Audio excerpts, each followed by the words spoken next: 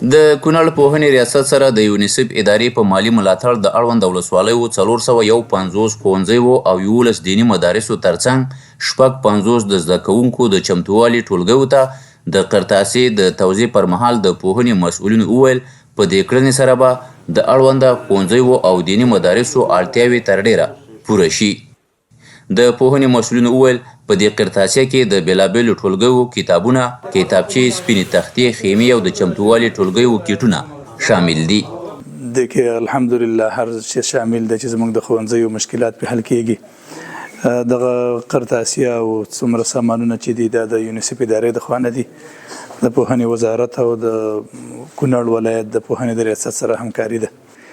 دغه قرطاسیه د دې کال دپاره ډېره حده پورې مشکل په حل کیږي. تقریبا 9,000 خواو شاګردانو ته دغه قرطاسیه بسنه کوي. د کونړ پوهنې رئیس دا هم وویل چې په تیرو 4 کلونو کې د معرف ودې او پراختیا ته ډېر کار شوی او په ځانګړې توګه یې درسي چارې پیاوړې شوي دي. ښوونیز وضعیت ډېر ښه شوی دی الحمدلله.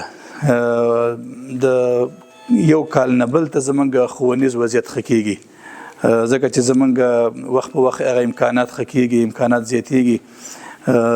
د پوهنې وزارت د خوا نه قسم قسم پلانونه جوړیږي، دې ته عملیاتي پلانونه، کاري پلانونه جوړیږي، د هغو سره سم حرکت کیږي، مخې ته د نظارت برخه قوي کیږي. د وخت په وخت باندې د معلمینو د انکشاف دپاره، د پوهې دپاره، د پراختیا دپاره پلانونه په لاره باندې اچول کیږي.